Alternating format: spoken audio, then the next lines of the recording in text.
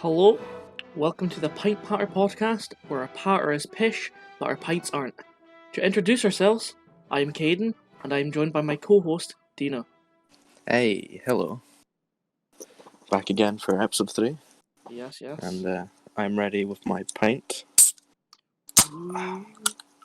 And So I'm what's here our, with my patter. what's our first topic? Our first topic, the most important, is our inspirations for who we are and all that sort of. Yeah, it's a good topic.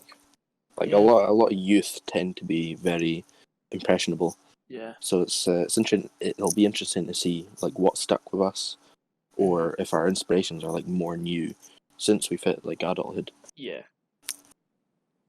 So with like, you grow up, you're obviously getting like impression by whether it be idols, your family, all that sort. Like my drinking habits were formed from a relative going out a lot, and I got an impression that it must be like one of the best things to do if he does it so often, and that still resonates with me now. But I think my main inspiration in life since a young age was writing, and just any form of writing, whether I create it or I see it and read it.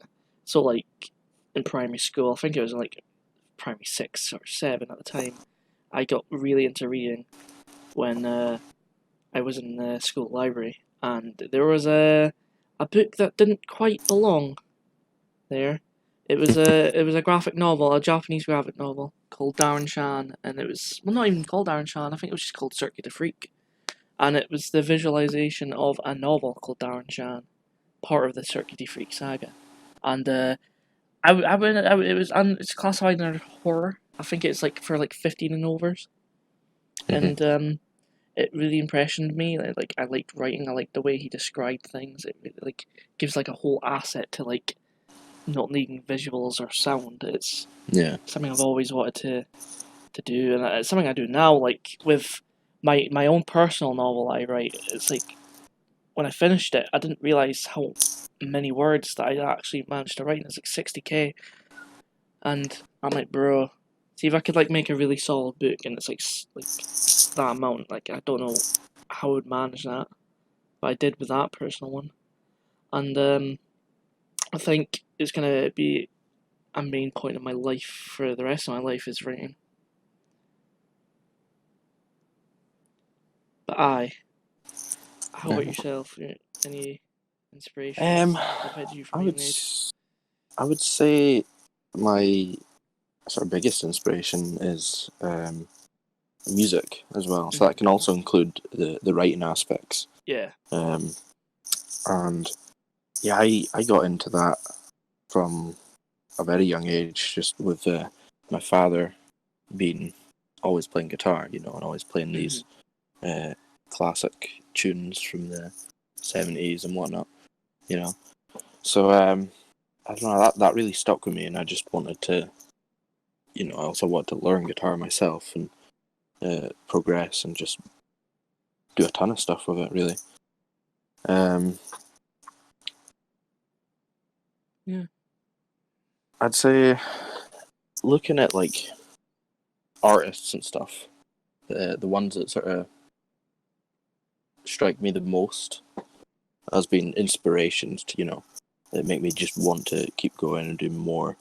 John Lennon was a big one, because the Beatles were just a big band that I grew up listening to all the time, Yeah.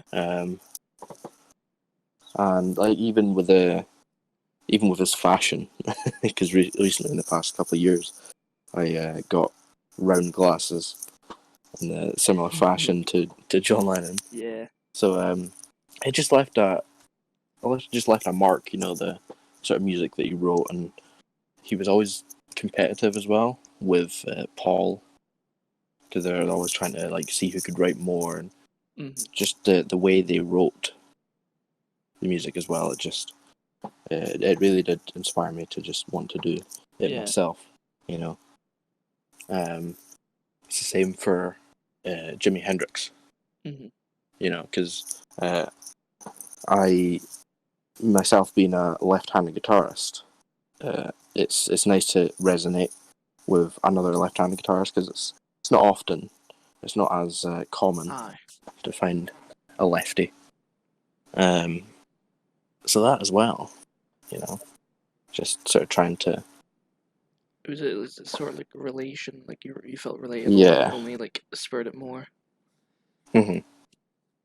It does But help. saying that, there's a lot of there's other bands, artists, and just musicians I do admire, but Hmm. when it comes to writing, none of them really show. You know, in my own playing, Yeah. there's there's famous artists as well who have big inspirations, and when you go to listen to their music, you can really hear it. You can sort of hear, you know, where they picked up certain stuff. But for me, I don't tend to show too much of it in what I do. Um, it's but I still, you know, um, take inspiration in terms of just wanting to achieve, you know, what these artists have done. And I do take a lot of inspiration and motivation from uh, friends and that, you know, other friends who play the guitar as well, or my bandmates as well. Aye. What else inspires you?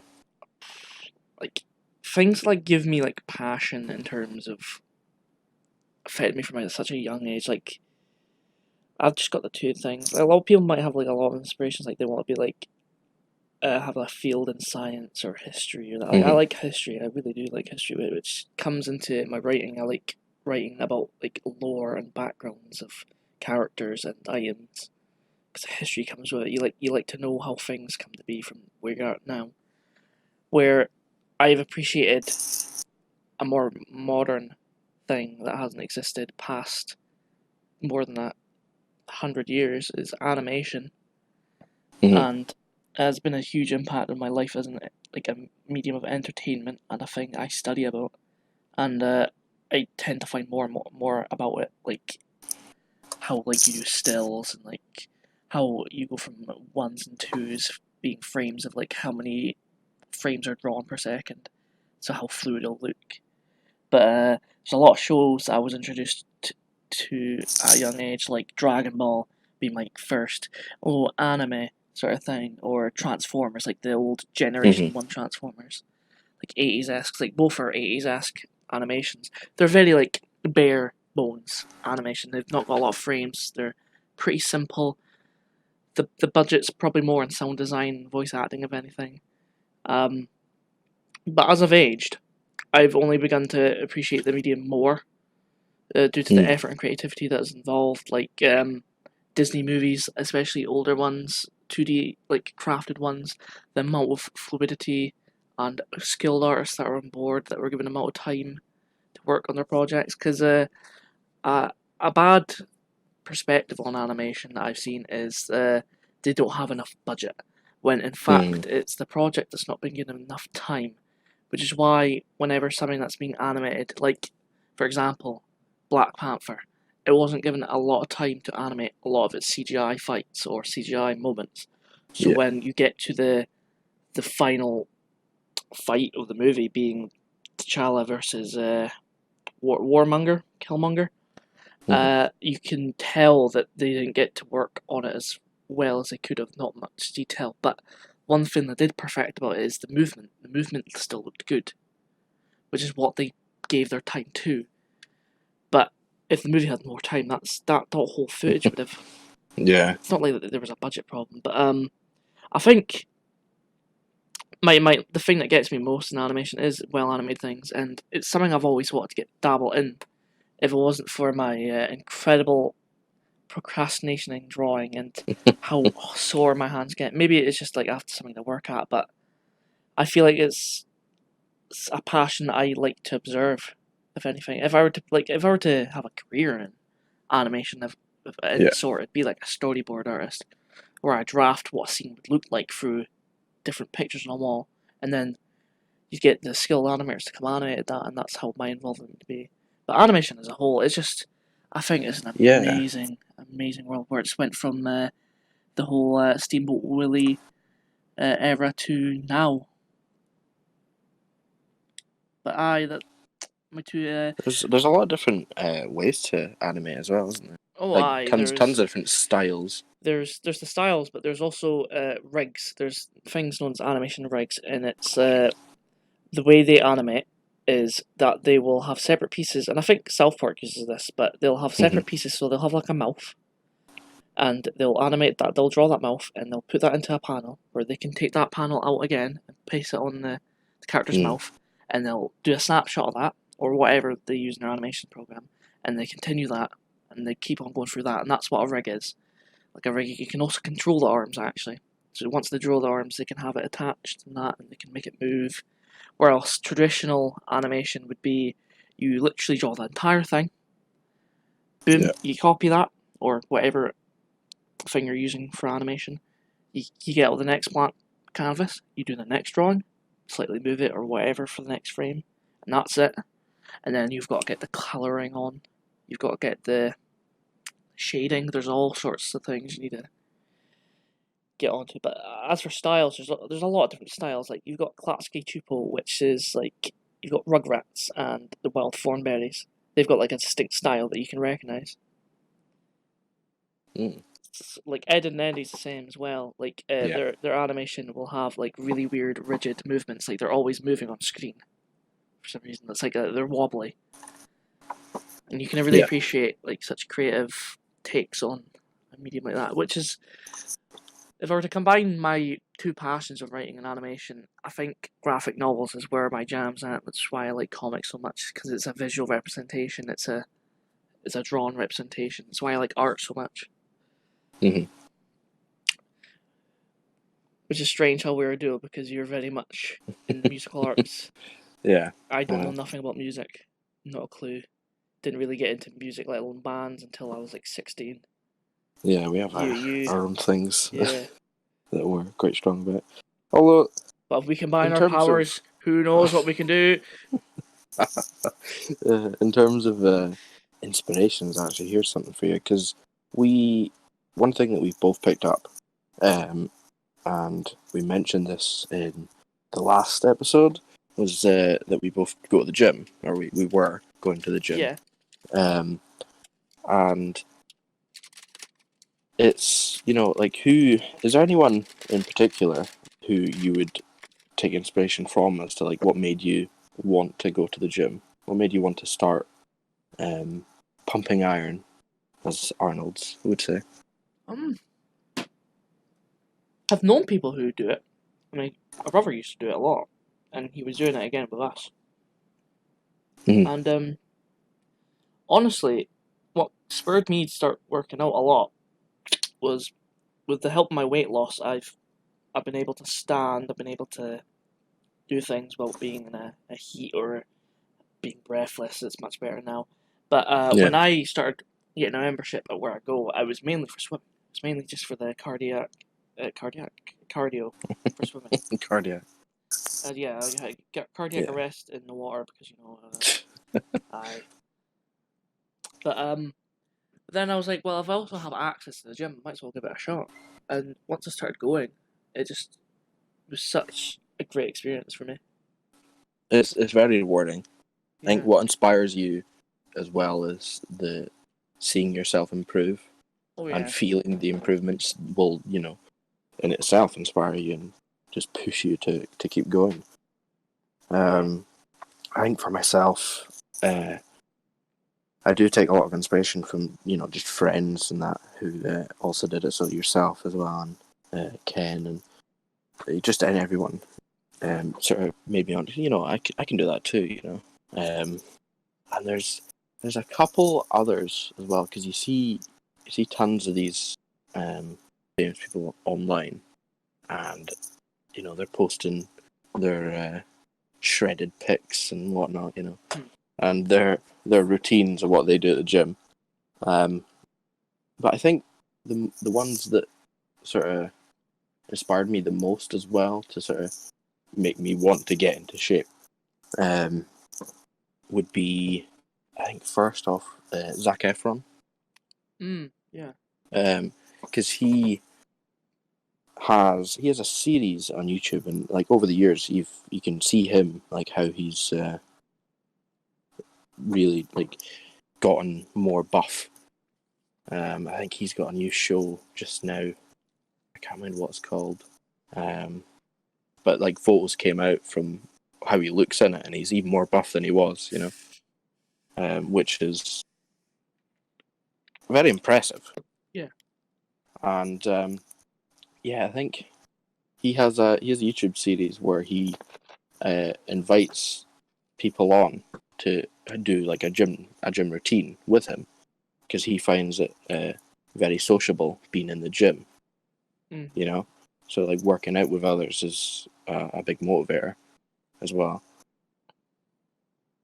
So seeing that and being able to like go to the gym with people that I know is quite inspiring. Yeah. And there's another one as well. This is probably the last. Oh well, before you go on to your last inspiration or person, is funny enough a show I mentioned last week. I think I mentioned last week, but there's a quote from BoJack Horseman where the main character BoJack starts exercising every day. He starts deciding to walk up the boulevard hill that he lives at, but he sees it's really hard and he's sweating and that, and we notice this monkey that's running, that's jogging. Every episode we see outside his house, we see this monkey jogging up the hill, and he stops by BoJack and he says along the lines of, "It is hard, isn't it? But that's the thing. Every day it becomes a little less harder." I suppose that's pretty inspirational, and it's true. It really does become less hard, and it's just something you got to work at. But sorry, you go on. You continue. Yeah, I was just gonna say the last person that sort of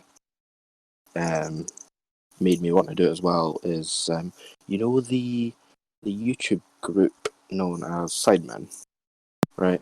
Mm-hmm. And they've got I think there's 7 of them, and they've had the whole bloody YouTube boxing scene and how that went on. But one of them, known as Bazinga, or his real name being Ethan, I mind back in the day he used to be very, very chubby, just your regular bloke. And I think because there's a level of realism, because with some celebrities it feels a bit too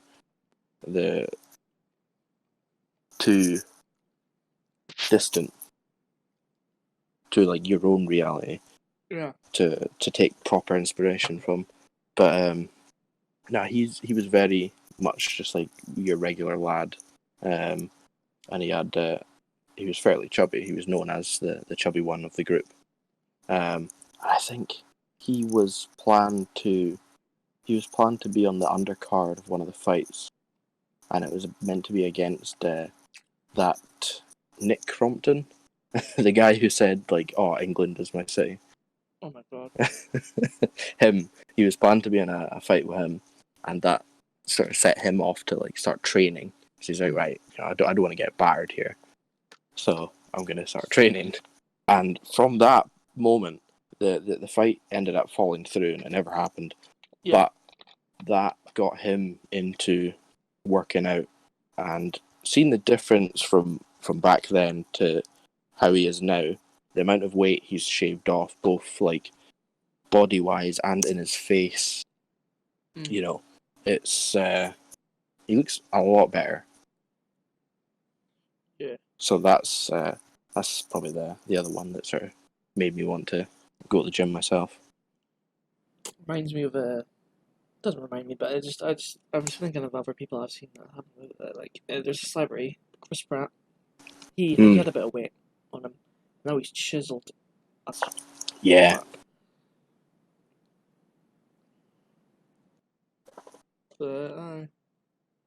Because he was in what was the show? Parks and Recs, and he's got a fair bit of weight in that, doesn't he? Yeah. In comparison to like his He Guardians of the absolutely Galaxy and hates his Jurassic diet World, so much. does he? He fucking hates it. But I think it's the acting career is more important to him than his food career, which is probably the case for me, to be honest. If I had such a passion that would affect me, like, for like something like that. Because to be that fit, he needs to be on the diet he's on. Hmm. I think that's us for inspirations, isn't it? Aye. Time to move on to a more light-hearted topic of favourite kid shows. Or rather, shows that we enjoyed as a kid, generally aimed for children. Yeah, I watched a ton back in the day. Uh, Because you had all the good channels, Cartoon Network, Nickelodeon, Disney. got a lot on them. Yeah, like the hidden channels all the way at the back. Yeah. So what's your first one you've got? My one is a Nickelodeon show that was created by Jonan Vasquez called Invader Zim, and it's a rather dark one, very dark. It's it's a kids show, but its general themes are horror, it's horror-esque. So like the premise of the show is about an invader, an alien called Zim, who goes to Earth after being sent off by his armada, his leaders, who in fact think he's an incompetent little bastard. Mm-hmm. In fact, they sent him to Earth, which is pronounced like Earth or whatever. It's not even on their intergalactic map, meaning they just sent him there so that he would not be in their way. But the whole premise is that he's an annoying, egotistical alien. He's rather small for his species. He sets up base in a boulevard. Boulevard? I can't remember the name. In a wee neighborhood, and the only person that can recognize that he's an alien is a human called Dib. A lot of the characters in the show only have names with 3 letters. It's really weird. There's like Tack, Dib, Gur. Really? Yeah, but there's a lot of horrific episodes, and I really enjoyed that as a kid. I really liked horror. It's the same with Courage the Cowardly Dog. Like a lot of the episodes are very like, oh my god, that's horrible. So like I think the most infamous episode in Invader Zim is Dark Harvest, and it's an episode where Zim, to become more human, starts stealing children's organs at school, of which Dib, yet again, is the only one that realizes he's doing this. And it ends up with Zim near the end of the episode being a big fatto. He's a really overweight looking guy. He's got like 3 intestines. He's got 3 hearts. He's got brains in him. And the thing is, he constantly to get these organs, he constantly teleport the said organ with a knife that he has. So like at the end of the episode, he switched Dib's liver with a toy, and it's that toy that's the one that makes you sound like a cow. It's like. So every time he spoke and eaten, Dib was known as like the cow child.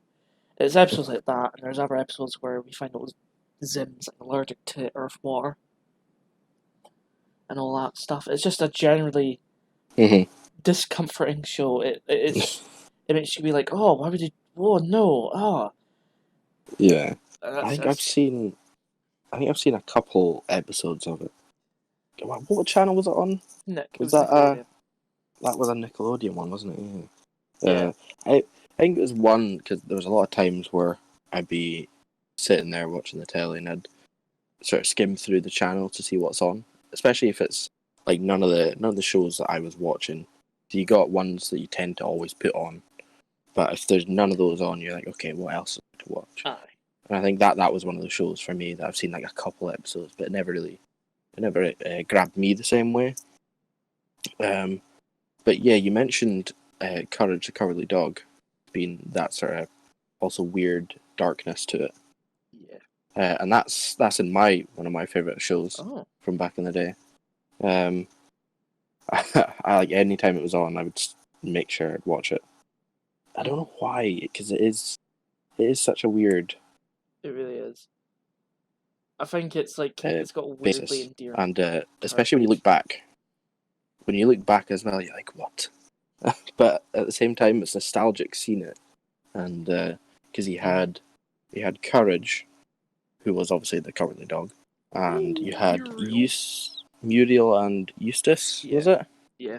And Eustace would always put on the mask Ooga and booga like, booga. yeah, he would scare him. Um, Stupid there was dog. there was something about it that was just I really think enjoyable. Muriel was Scottish, wasn't she?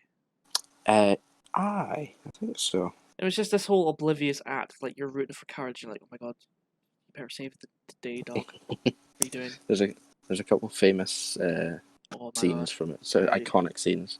Oh, I know. there's the you're not perfect. Done in a weird That CG. is so weird, that scene. And then there's the when Muriel gets turned into Child. a child, and Courage is trying to like take care of her, and she's constantly asking for like mac and cheese. But every Like, time she's like, more cheese, more macaroni. more macaroni, Less cheese. more macaroni and cheese. I don't even like macaroni. She just smashes it off the table. Yeah, And then Courage is like, oh, what I do for love. that was a great one. That was a good one. What else have you got? I've got a code name Kids Next Door. It was a very Very good interesting one. take on a just a cartoon where Mhm.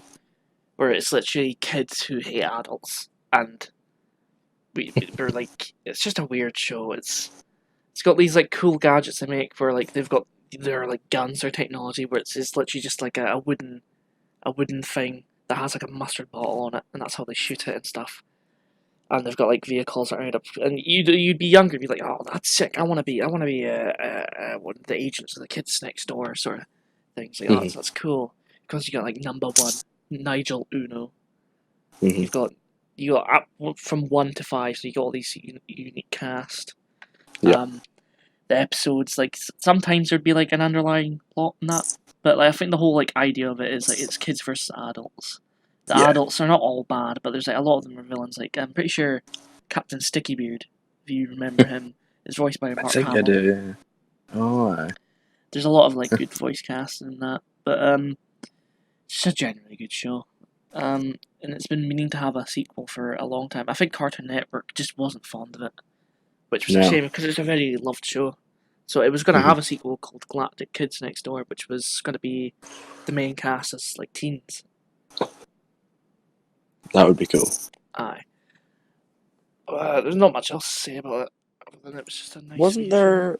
Wasn't there a film There was involved? a TV film, I think, which because one of the adults was Favre. He was literally just called Favre, and his whole stick was that he was a silhouette. He was just a black shadow man who had fire powers, and he had the delightful children down the lane. That's his Yeah. children. And I think the premise of that movie was we find out that the father has a brother who is Nigel Uno's dad, and before Favre was his grandfather, literally called grandfather, who had the same Mhm. abilities, but he could de-age. No, he can make people old. And the whole shtick was it was sort of like a father son movie with number one and his dad. But aye, it's a neat Yeah, it show. was. It is. Was there? Did they ever have any like crossovers? Yes. Oh I'm my pretty sure they god. did. Yeah, Oh my god. it's like a big crossover, wasn't it? Literally, the next thing on my list is what it crosses over with. Go on. So it crosses over with the Grim Adventures of Billy and Mandy. Another Okay. show. But I think the whole crossover is really stupid because Billy calls up an agency to help him because he's had a problem. He's wearing his dad's favourite pants, and he's somehow gotten Grim's scythe stuck in his butt cheeks. I don't know how. I don't know why that's the thing. And he ends up calling a few places. He calls Ed and Eddie's place Mm. first, and he wanted it to be done voluntarily. He wasn't going to pay for this to happen. So Ed was just like, "Oh, you cheapskate! Not even for 10 cents," and he just hangs up. And it's funny because it's not like they like compensate for Grim Adventures art style. They've just completely replicated and got the animators from Ed and Eddie to do that scene. Yeah. Same with Codename Kids Next Door, which is the Spot next on. place that Billy phones. But aye, Grim Adventures of Billy and Mandy. That's another thing on my list. Another really dark show, a really stupid show as well. With funny enough, I'm pretty sure Billy is voiced by Zim from Invader Zim. And we've got our favourite skeleton, Grim, the Jamaican, who is, if I'm not mistaken, Phil Lamar, my treasured actor from last week. And it's just a really good show. You got Mandy's dynamic. All three dynamics are cool. You've got Mandy, who's like the serious, dangerous girl. You've got Grim, who's not so serious, but he's like, I'm the Grim Reaper. I'm mystical. I've got me scythe. And then you got Billy, who's a complete idiot, a disgusting idiot. He's like, it's a good. It's just another show I can't really go deep into other than that. It's just really stupid, and it's got really like funny concepts, like the episode where Billy eats these mystical chocolates, and it turns him into a chocolate man. He's got to find out how to like turn him back to normal. But throughout the episode, he's slowly eating himself. Yes, I mind that. And one of my favorite scenes was like that at the very end where the chocolate boy's like, "No, Billy, do you want the hazelnut?" Oh, let's see if I can get up the quote. Yeah, get up. I watched that as well, back in the day, and there's like a level of stupidness to its humor. Oh, why? Which as a kid is very enjoyable. Yeah. Even now, I still love stupid humor. Am I having trouble finding this bloody? But he's like got these 4 chocolates, and the whole essence of the quote is like, "All right, Billy, do you want white chocolate and macadamia nut? Do you want chocolate antidote, hazelnut and cream, dark chocolate, or peanut butter?" And Billy's like, just chomps it all. Just completely devours it all. At this point, he's just a head, and he looks like Swiss cheese. Oh. But another one of your shows, will you? Yes. So I only have one more cartoon show on my list. Mm-hmm. I've got three more, but one of them is cartoon. It was we were saying it ties in for that crossover, and Ed, and Eddie. Yeah. That probably I'd probably say it's my number one favorite. I would always watch that and keep rewatching. Tons of repeats. There was tons of repeats. Oh, classic. Even the art style is weird because it kind of sort of flickers in a way. Yeah. There's another cartoon that has that style, and it's about a psychiatrist, and it's pretty famous. I can't remember the name of it. I haven't watched it, but it's got that style where like it's got squiggly lines. They're always in a way moving. There's not a still frame on the screen. Mm-hmm. It's just got such a unique style. Have you heard like all the conspiracy theories on Ed and Eddie? How like they're all dead children? I think so. Yeah, I think so. And they're all from different eras. Like Ralph's like Amish, and he's from like the 1800s. Mm-hmm. There's some weird conspiracy theories about a ton of kids shows. Oh, why? But Ed and Eddie had a very unique set of characters, which is what I loved about it as well. Because you had the 3 main ones, obviously, being Ed, and Eddie, which is like the dumb one, the smart one, and then just the plan sort of maker, brawny plan maker. Brawny, right? Don't know what you mean. That's just the stupid one. He's just the not sniveling, but he's like this not snarky ever. He's just sneaky plan maker. Yeah. Entrepreneur. But the cast, like there's obviously like a really good character that you've got to mention. There's no way you're not going to mention him. Hmm. The best Rolf. character, aye, Rolf. Rolf. Rolf's accent and just all the stuff he says is so hilarious. He's so good that he inspired my nickname. Yeah, he did. Hey, aye, Yeah, it came from because we all call you Cade Boy, aye. and that came from Ed Boy. Ed boy, Oh, Ed boy, would you like some of my goat cheese? Ed boy. you know what's also great about Ed and Eddie What? is all of Oh the my god. sort of weird Sound effects. sound effects that they add for just anything they do, whether it's running or getting hit or Yeah. anything like that. There's some weird sounds. And I don't know if Even you just would have the seen. background music is really weird. You would have seen the the videos of like WWE or like yeah, it would have been WWE, and they overdubbed the audio with Ed and Eddie sound effects. So it's just complete stupidness. Oh, it's just meme material these days. It really is. Yeah, I didn't Eddie's holds a special place in all our hearts. I also had a TV movie.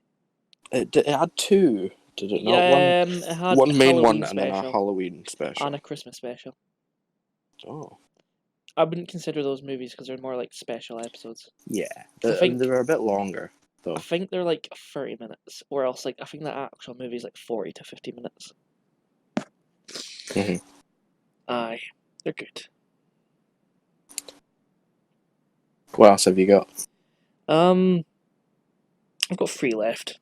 One of them is live action out of like the 5 or how many? Mm-hmm. 6 actually. Wait, yeah, 6 I've got here. But one that I watched a lot. I can't remember what channel it would have aired on. I think it might have been Nickelodeon, maybe Disney. But Spectacular Spider-Man is one of the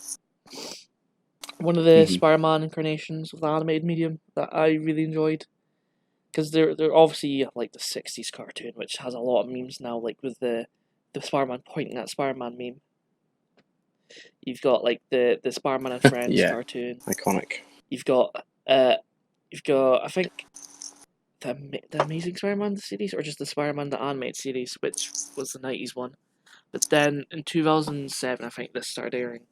Spectacular Spider-Man came out, and it had a unique style. It had, I think it had Drake from Drake and Josh's voice in Spider-Man, which he now still voices in some of the cartoons now. But it was a really good show.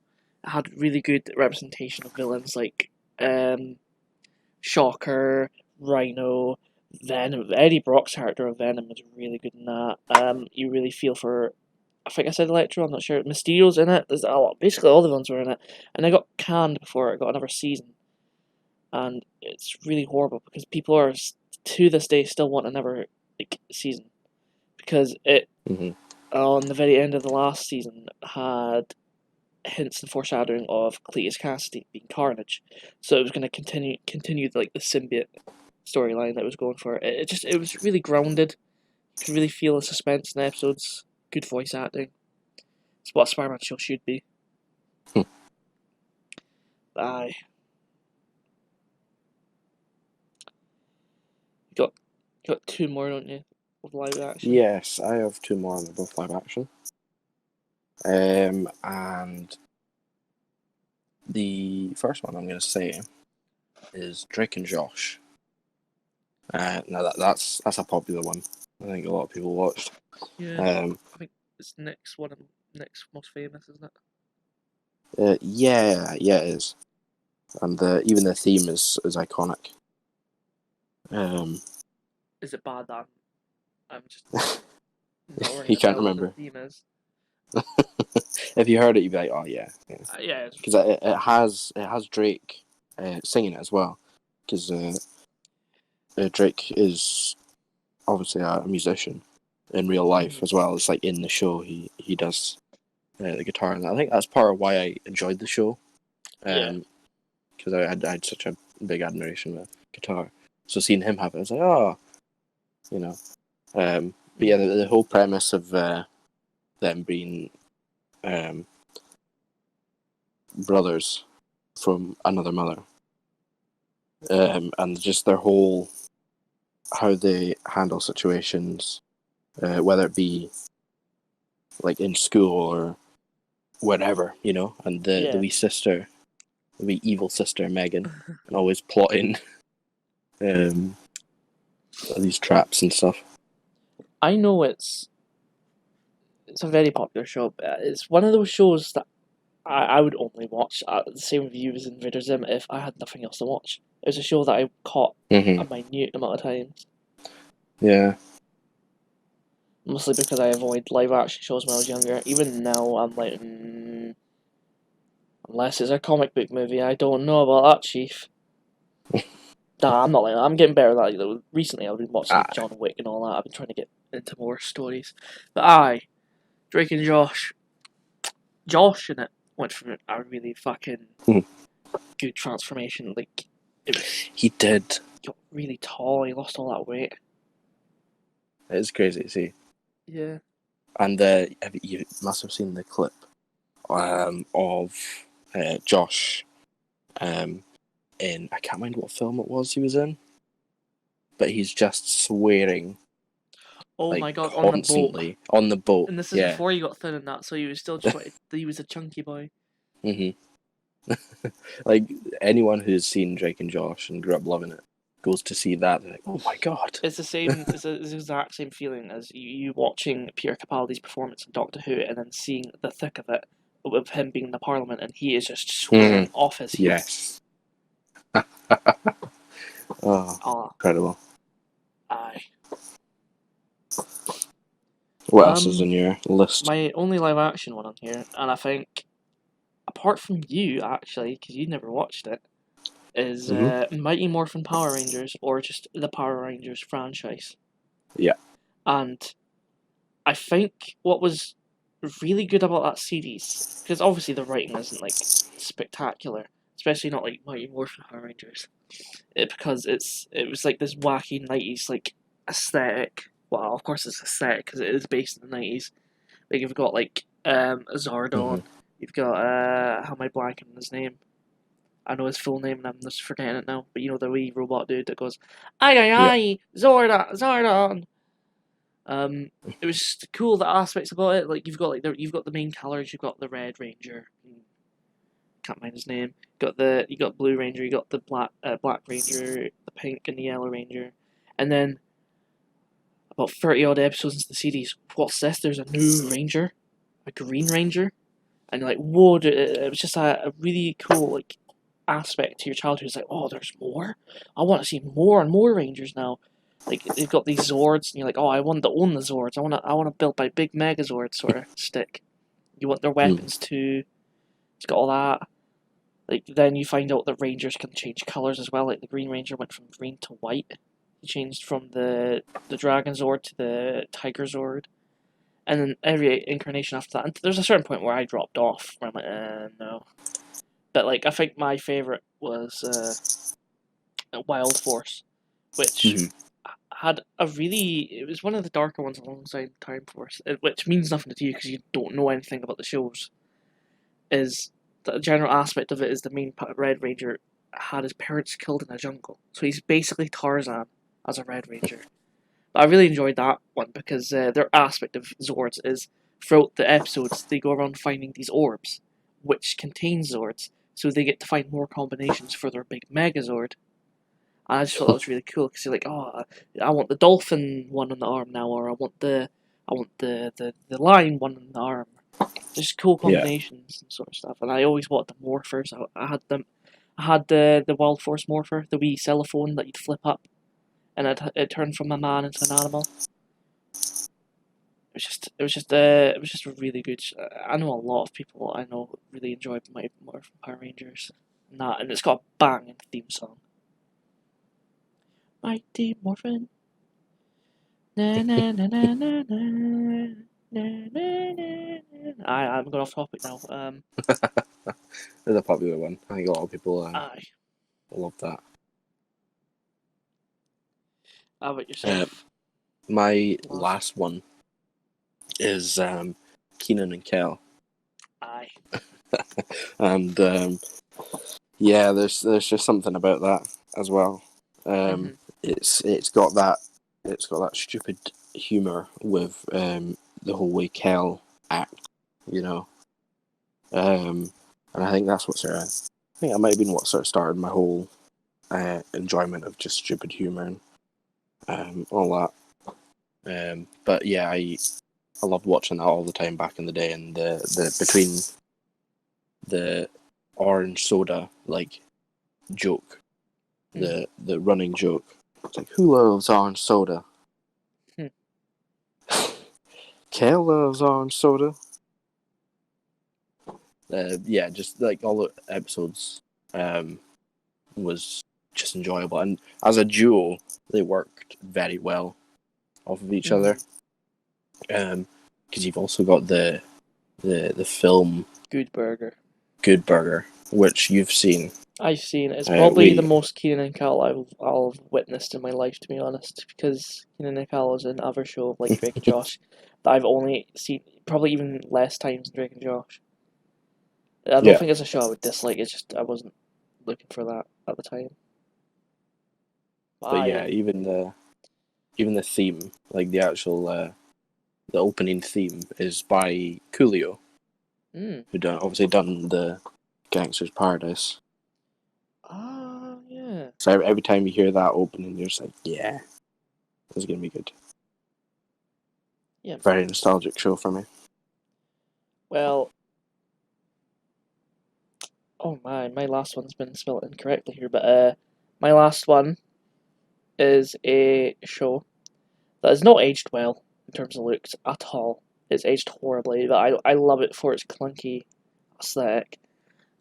Is a show that I caught when I was younger because of VHS tapes, and I still wish I had those tapes because it's what got me into like the El Dorado, the Transformers movie, and the Transformers Generation 1 TV series. Is Beast Wars. Beast Wars is a Transformers series. Obviously, not having Transformers in its title, being referred to as Beast Wars, because these beast-like Transformers are known as Maximals, being like the Autobots representative of the Beast Transformers, and the Predacons being for the Decepticon side. They're generally much smaller than their other fellow Transformers. Like I think Optimus in this series is a Optimus Primal. I think his name is. It's a Prime because Primal being like an instinct. He's a gorilla. Fits his like core aesthetic. He looks really cool. Well, you say it looks really cool. If you look at it now, you'd be like, "What the hell is this?" It's one of those really like bad CGI 90s shows, which, as I said, did not age well. But its story is phenomenal. Its character design is good. It handles a lot of philosophy and weird subjects like characters dying and or slash disappearing because of experimentation. Yeah. And there's an episode that deals with a pod that falls from the sky, from space. These pods that are known to drop from the sky multiple times in the series are Transformers that both sides want to come join their side. So it's like a fresh spawn. And they try to convince whatever. Yeah. But one of these pods in one of the episodes turns out to be damaged heavily to the point where it cannot recognize things. It's not that smart. It can't transform. So it's like this really weird alien thing. And eventually, the premise leads it into dying at the end of the episode because it acts almost like ET in a way. It's a really weird thing. It's very dangerous too. We never got an explanation to what it really was. Because that's why I think it's like a philosophy thing. You're supposed to like interpret it for yourself. This whole prophecies and that. There's a point where the main cast, like Optimus Primal. Thing is, you'd think because he's Optimus Primal, maybe there's just no Optimus Prime in that universe. It takes place during the Generation 1 TV series. In fact, they find a ship that crashed, the Ark that crashed in the original TV show, and they go in and they find Optimus Prime. from the show. This is because in the show they Yeah. they're originally in hibernation for thousands of years before they make contact with humans. Beast Wars takes place in like old days when there's still like it's just after Yeah. dinosaurs, but there's like cavemen and that, Mhm. and it's just really cool because you're like, whoa, look at the size of them, it's so cool, like blah blah blah. Saying that, Megatron's still a thing. Megatron's still called Megatron, I think, even though Aye. it's not Megatron. But aye, Was there was there a was there a what? was there was there any Dinobots? There was literally a character called Dinobot, Hmm. and he's most interesting. In the first episode, actually, this Dinobot concurs with anything that concurs. No, he argues with anything that Megatron says. So he just leaves. He's like, oh, well, I want to be the leader. So he goes to challenge Optimus Primal for leadership. He loses, but he ends up just joining the Maximals. So he's like an ex-Predacon, and he's called Dinobot. He was a Velociraptor. He can transform into Velociraptor. But there's a lot of lovable characters like Rat Trap, Rhinox, and all that. Good dynamics. There's love triangles. There's concepts introduced later on, like transmetal forms, I think they're called, where their forms got heavily affected by an explosion, so they're like a mix between animal and metal. Hmm. Which is really cool. I just thought it was a really, really nice concept for Transformers. Something I might get a tattoo of, like the Maximal. Is that symbol all the up there. shows then? I think that is all the shows. Moves us off. So that leads us to to our next topic. Yeah. Do you want to introduce the audience? Aye. So the next topic being Hangover Cures. Just anything that you generally do, you know, just to get rid of a fucking horrible hard night of drinking. What about yourself? Well, as you know, I rarely say I have a hangover. Like I've probably experienced two in many of my nights out and drinking escapades. Yeah. I normally just wake up really tired. I'm like, well, that's me. There will be more to come. There will be more to come. But as you get older. What I do find out after a night of drinking, I tend to like milkshakes, which I know a lot of people are like, oh, that just curdles in your stomach. Well, what do you mean? I'm like, I just really enjoy a banana milkshake. I really like banana milkshakes after a night out. I don't have them now because banana milkshakes have a ton of sugar in them, and not allowed that with the diabetes. Mm-hmm. But banana milk with like any form of chicken I like, whether it be like, oh, maybe I'll get a KFC or maybe leftover chicken from the night before, or oh, Ma, could you cook up some chicken breast or something? Stuff like that. Generally, after a night out, whatever comforts me in terms of hangover cures is just whatever I bought the previous night that I haven't finished. Yeah. So you finished that night out and you're like, right, let's go grab some scran. As of recently, like before, I would just like drop by McDonald's or Chicken Hut and be like, I'm getting chicken. That's all I'm getting, and I'll eat like a bit of it and then eat the rest in the morning. Chicken. But as of recent, I had like count my calories after nights out to make sure I don't go over my limit.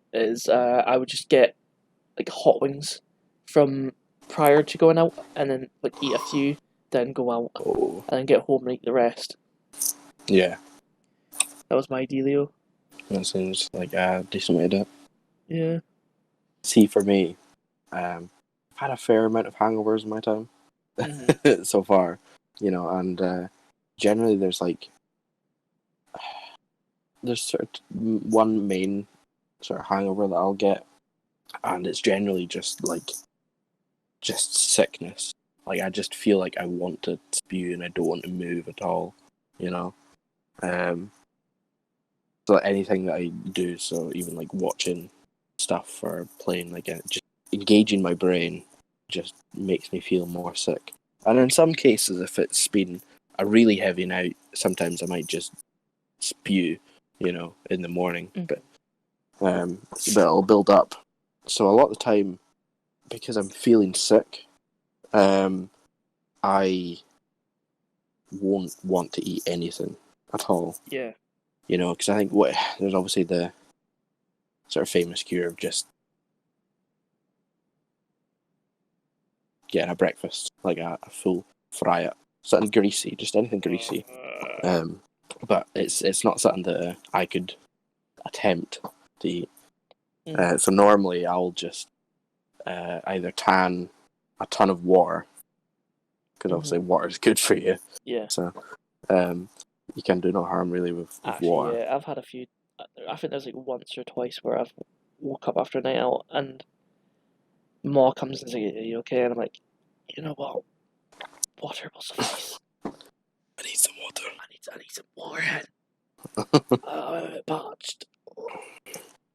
But I also tend to engage and fucking indulge myself in iron brew, like a lot of iron brew. That tends to be my main hangover cure. And just, I mean, I have tons of that, and then as the day goes on, I'll get a bit better to the point where I can stomach eating food. But there's been times where I've woken up from a night out and I'll feel sort of groggy, but not hungover at all. I don't feel like I am hungover, but I'm just kind of just bleh, just a bit bleh, not as 100% as normal. So in some cases, I'll just sleep. So I'll wake up and I'll feel a bit bleh. So I'll be like, I can't be arsed. I've got if I'm a heavy drinking the night before to the point where I can get a hangover, then I'll be free the next day. So I've got the time to just sleep it off. Yeah. I can't Even if imagine folks that drink heavily and then really don't work sick. the next day. I have done it and regret it very much. Don't do that. I'll never plan to, mate. Drink I'll responsibly. literally call a sick day and I don't care. Yeah. But even if I'm feeling sick, I'll be like, no, if I can sleep this off, then then it should go away by the time I wake up. It's just how long it takes to get out your system.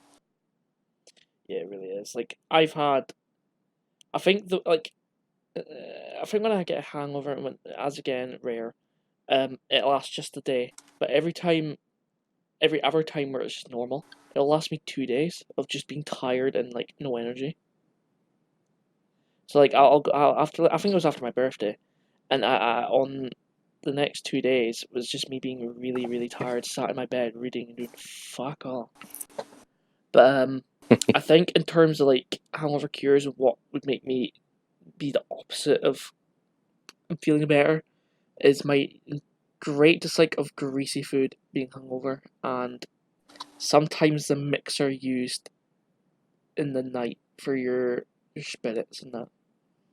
So like I've been having Pepsi Max heavily with like my rum or vodka in the morning. I'm gambling whether I'm gonna be able to stomach this same like mixer. Yeah. Which most of the time I do, but there's been times where I'm like, nope, no fizzy juice. Just milk. Understandable. Yeah. But aye. That's that wrap us up for Hangover Cures? Or have you It got any more? does. I think that's it. I mean, that's generally how I try and get rid of a hangover. Yeah. Well, time to dabble Final into... topic. Yes, time to dabble into some great quotes. Would you like to start us off? Yeah, there's a couple that I've got. And the first one that I've put down is from Babe Ruth, the famous baseball player, and it is never let the fear of striking out keep you from playing the game. Mm-hmm. And I think that sort of it sort of hits me in a way, just to like not give up on wanting to do what you want, Yeah. So I guess a lot of these quotes, it depends on how you interpret it. So like, from what I understand of it, it could mean like no matter the failures you go through, just continue heaving through it. Yeah.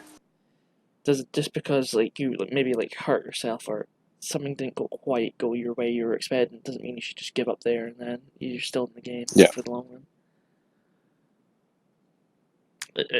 See these quotes, all these quotes we're about to mention. A lot of them aren't going to be inspirational or too deep, but I really appreciate people who can give insight and some sort of wisdom to people that can help them in some way or another.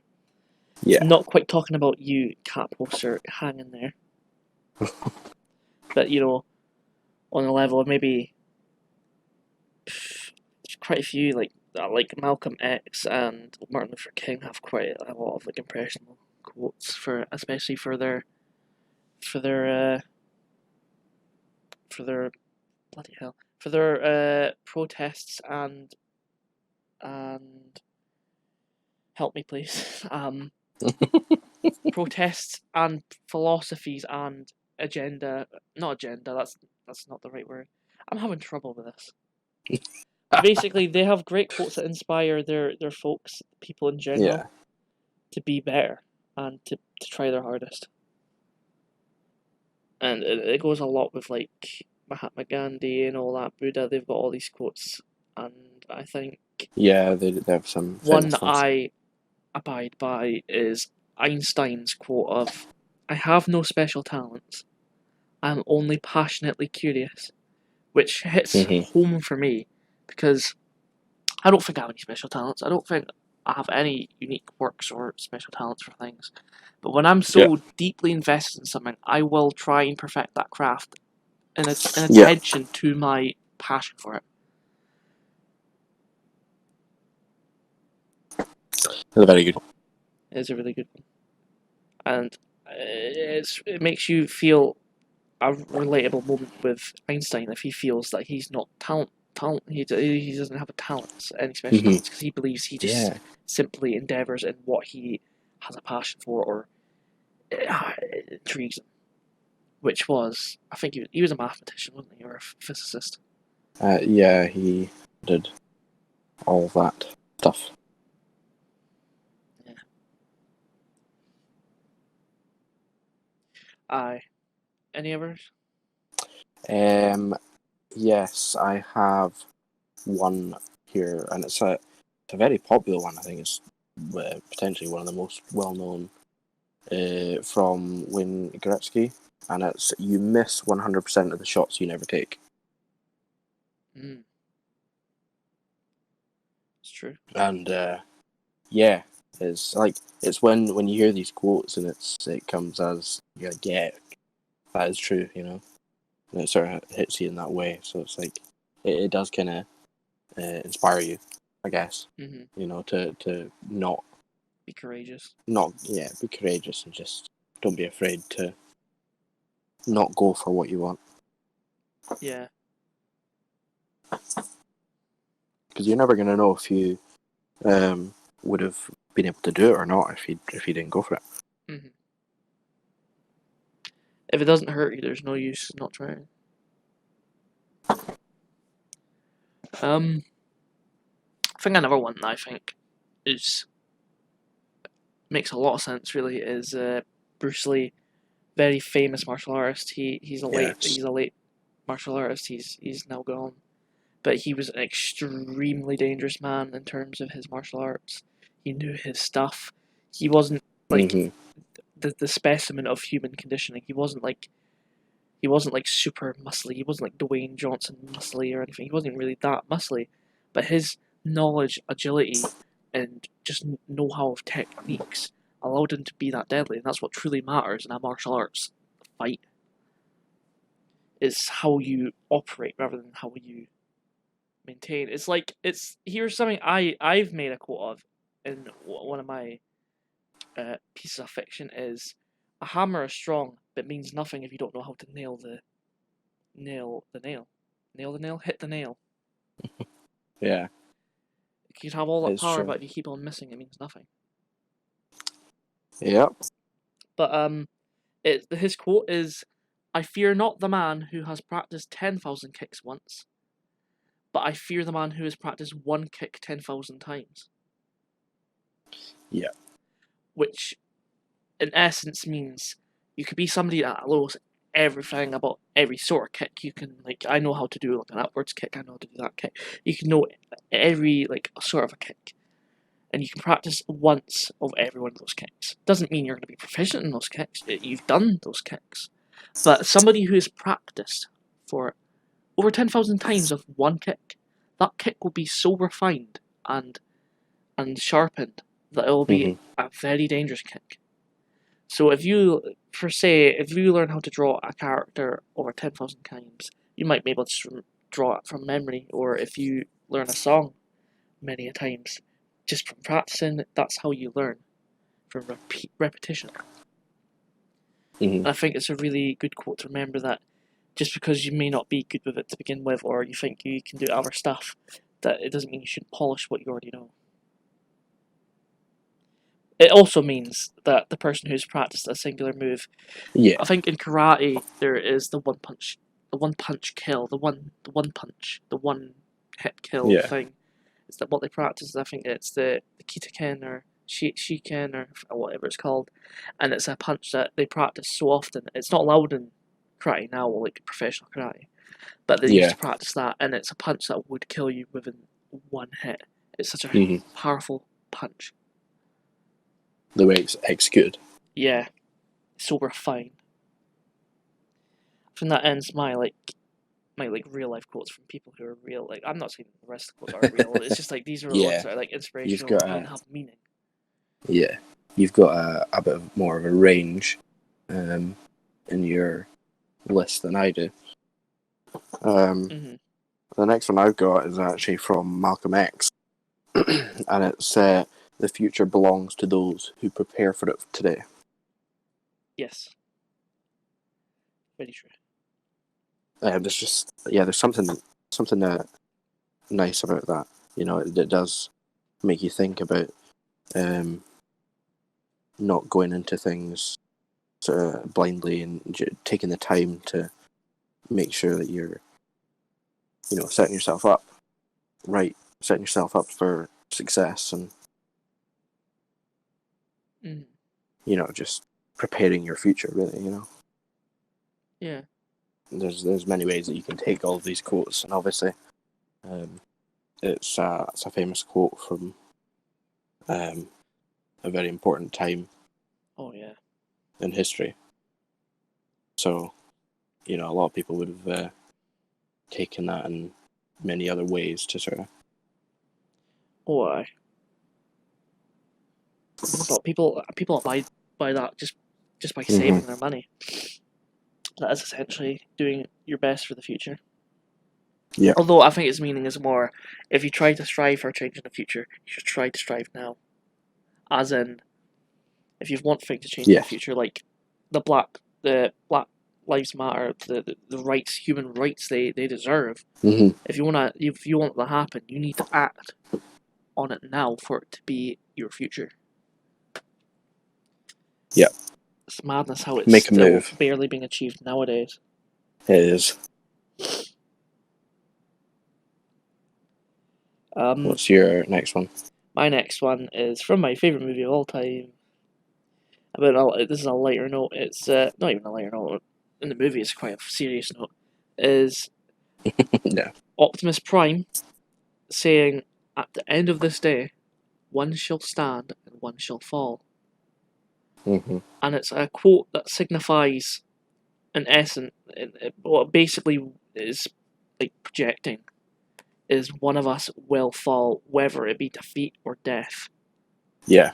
Which did lead with Optimus dying. And the fight was spectacular. The only reason is a quote that I would very much like to have tattooed on me with my Transformers tattoo that I had planned.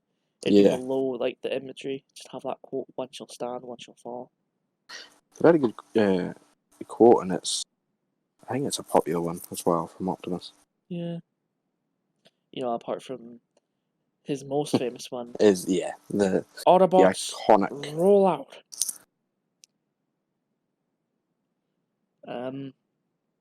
Yourself. The next one I've got is from Oh, the next two actually I've got are both from musical artists, and this one is from Elvis Presley, and it's not how much you have that makes people look up to you; it's who you are. Yeah. And I think it's quite a good quote for me, because I sort of strive and sort of being the right person, if that makes sense, in terms of being nice and making sure. Yeah. What I'm doing is something that people can look up to rather than just having things, Yeah. You strive to be the role model that people should yearn to be. That's it. You want to be as brave as a firefighter. You want to be as kind as a nurse. You want to have these like virtues rather than sins.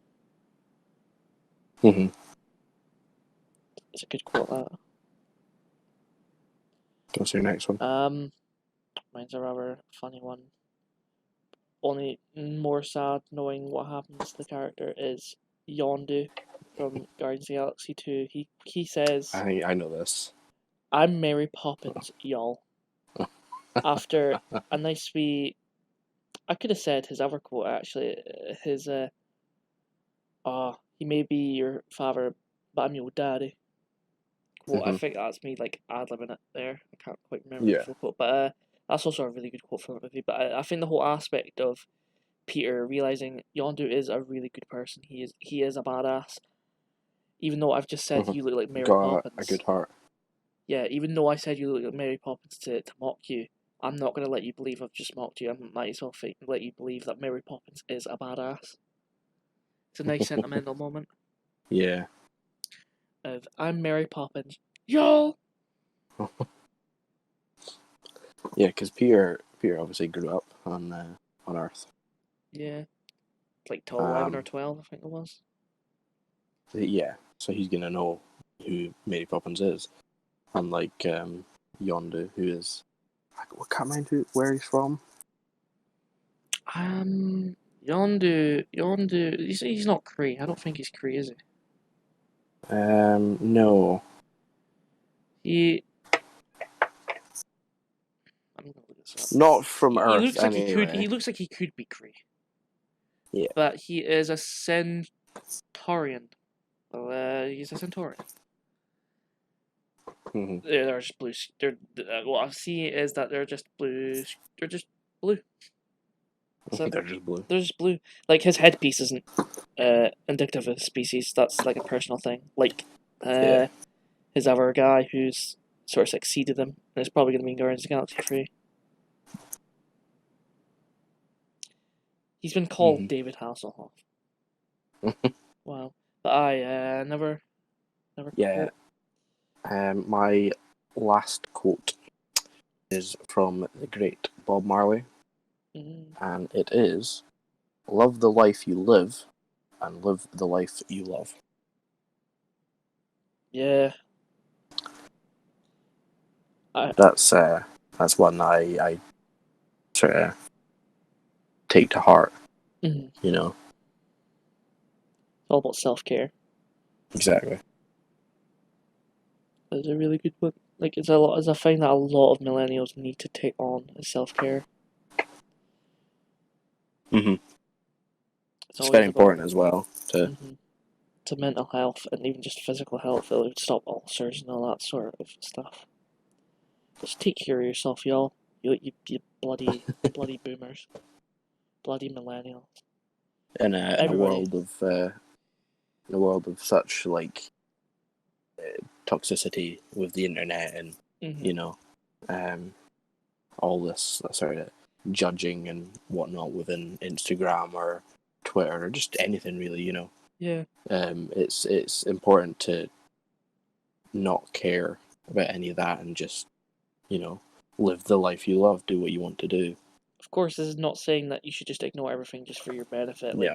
Like this is No, this is more like if you need to have a break, you should no matter what have that self care for yourself. Mm-hmm. So like, if somebody's asked you to come out, it's an optional thing. It's not like you have to. If you need to stay in, you need to stay in. That's self-care. Yeah. It's the more, There's many ways you can yeah. take it on board. It's a philosophy, an ideology that people go by. Their personality. It's their worth of care. Um, I've got I've got two quotes left, both eerily Mm-hmm. nothing like the other in terms Okay. of seriousness.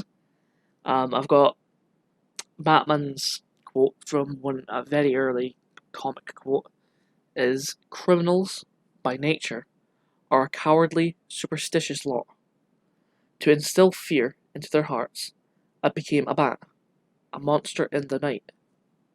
And Hmm. I think this is his way of saying for there to be change, for people to realise that there's going to be repercussions in a city with nothing to stop these criminals, that they need to learn whether it be through a superhero or fear. This is why he donned a costume as such. He needs to become the urban legend. He is the urban legend. He doesn't exist. Does he exist? Who knows? That's the scary part about Batman in the early days. Yeah. And he believes they are a superstitious lot. And I think it's just really like goes over what Gotham City is. It's just a hellhole for criminals. But to finish us off, Mm-hmm. Pocket The Sand. last. Is Aye, that the last quote? that's the last quote. And it comes out of nowhere, much like how I did there. Yeah, Dale Gribble from King of the Hill, a really good character who is known for being anti-government. I think he's very much like conspiracy. He's a conspiracy theorist and all that. Mm-hmm. And there is a scene where Dale is fighting a man, and as a gruesome tool, he throws sand from his pocket into the man's eyes and exclaims, "Pocket sand!" And it's so out of nowhere because there's no previous statement that he has sand in his pocket or anything. He's just fighting this man, and very in character, out of nowhere, nonchalantly, he just throws sand out of his pocket into this man's eyes. It's just a very like funny scene. I think King of the Hill is Yeah. a very like down to the earth, realistic show. It's set in Texas, I think, or California, and you'd think it's very right leaning, and it most likely is with Hank Hill. But I think he learned throughout the series that not every side has its bad leanings and all that. But I think the overall thing we learn is that Hank's not a bad person. He'll Mm-hmm. accept what Bobby will be at the end of the day, sort of stuff. But King of the Hill is just really good. It's got a lot of like funny moments, like Dale's pocket sand. It's just one of those funny quotes. Just one of those humorous There's ones. so many Yeah. quotes we could like talk about, man. There is. Like there's a lot of good MCU ones. I think one of the more recent funny ones is when Thor introduces Groot to Captain America, and Groot is obviously like, "I am Yeah. Groot," and Steve just looks at him and replies, "I am Steve Rogers." Just the unknowing that is all he says. Yes. So he You've just got replies in the same manner. you got like the really old ones like "I am Iron Man," or Hulk Smash, or Yeah. there's a few There's others. some big ones. Even the Iron Man one. I think it's like the most famous one. It's a famous quote from the first one, and then Oh, isn't it? It's in a song, isn't it? oh yeah, as well. It's part of the song, and yeah, just the last time he said it as well was very. Yeah. We got through our notes pretty quickly. We did. I think that'll wrap us up, folks. That leads us to the end of the episode. It does. So I will just say, off we Darcian, audience. Goodbye.